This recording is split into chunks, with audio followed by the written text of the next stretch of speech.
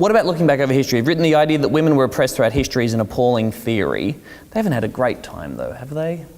Who has had a great time in history? But men have had less of a Really, shitty have time. they? Have they? By what standard? In this video, Jordan Peterson puts the smack down on Tom Ballard, okay?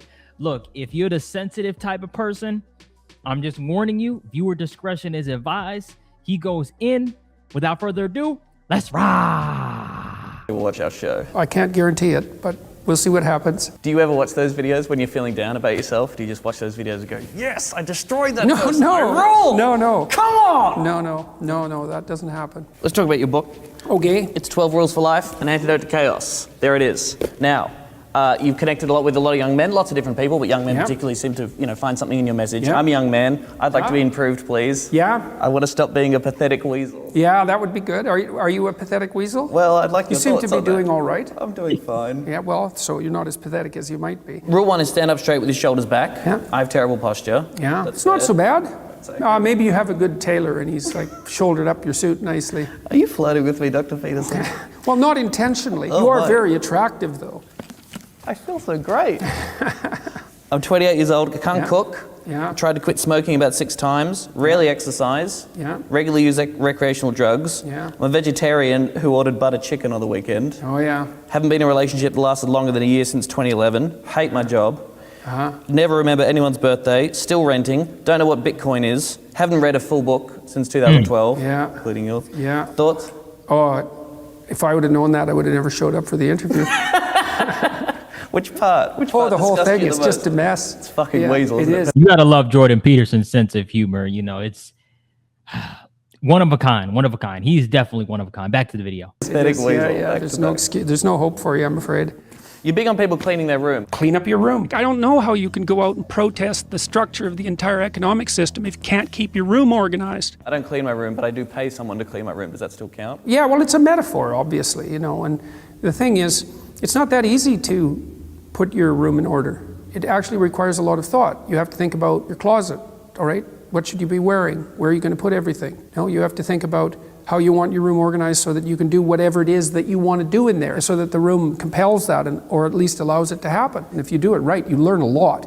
And the thing that's interesting about it is you can actually do it. Most people have a room. It's like, there's a place to start, man. It's a little corner of the world that's actually under your control. So see what you can do with it. What are the limits of that idea, though? Because you can have a lovely clean room, but if for my generation, we're looking down the barrel of climate change, we can't afford a house, some people can't get work, university education's unaffordable. Like, there are these huge, massive problems in society and the political economy that are also going to, screw us over in the big picture that the clean room isn't going to necessarily fix. If you're going to fix complicated problems, you have to learn how to fix simple problems first.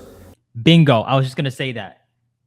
A lot of problems stem from not being able to fix the simple problems, brothers and sisters. That's really what it is, right?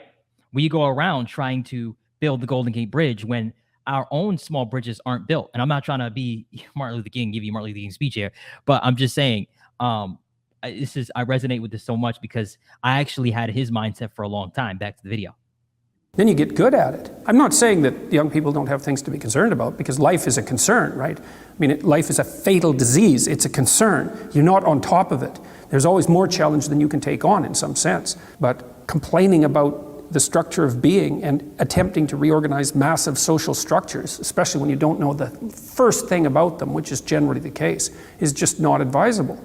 And the universities, they teach young kids, young people, 19, 20 years old, that they should be out attempting to rectify massive social organizations. It's like, you wouldn't go and try to fix a cruise ship.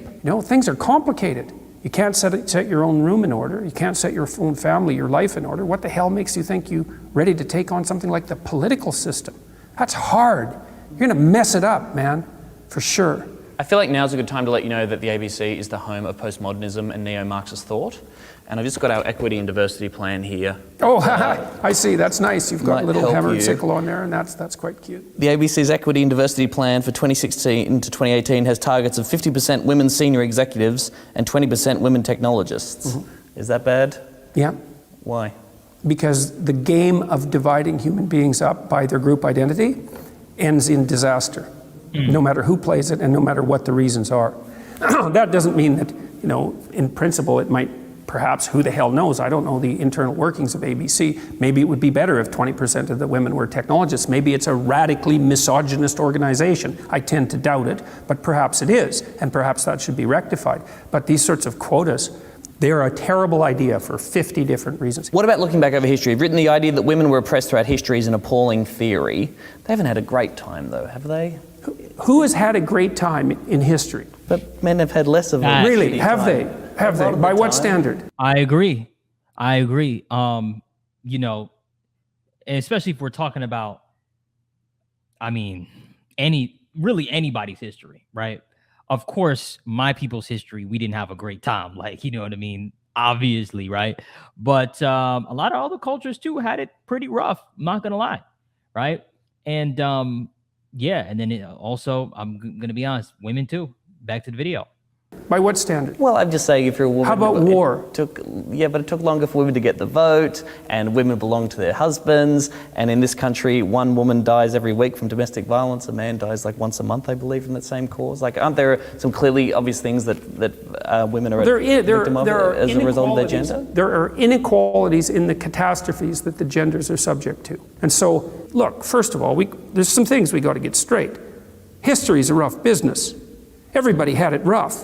In 1895, the typical Westerner lived on less than $1 a day, which is absolute poverty by today's standards, right? Wow. And so people were brutally poor for almost the entire course of human history. It was rough.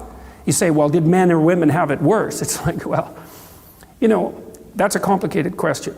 But one of the things you can say is everybody had it pretty damn bad.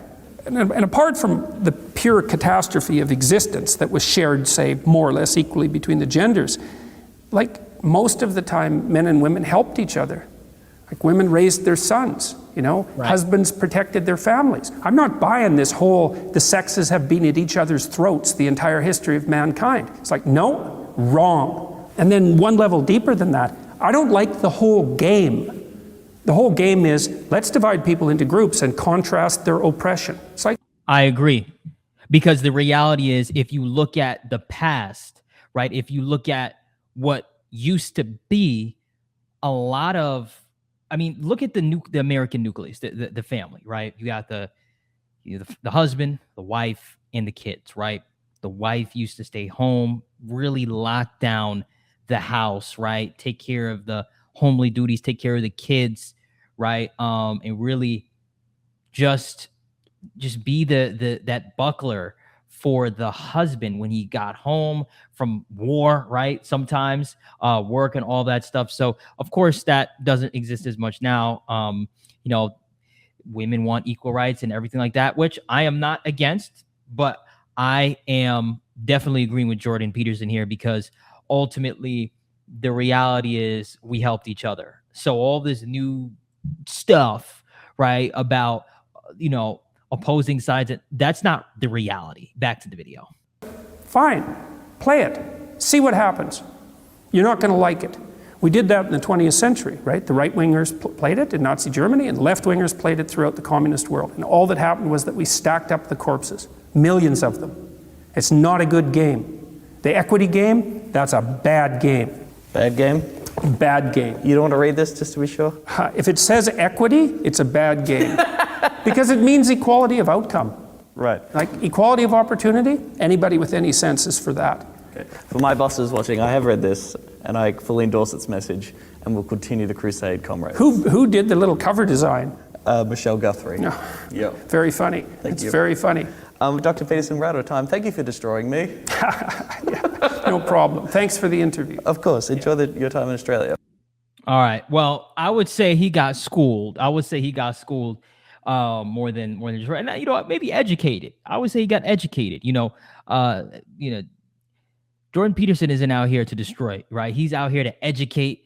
I've definitely learned a significant amount from him, right? But let me know what your take is on, you know, Jordan Peterson's take here and what he had to say.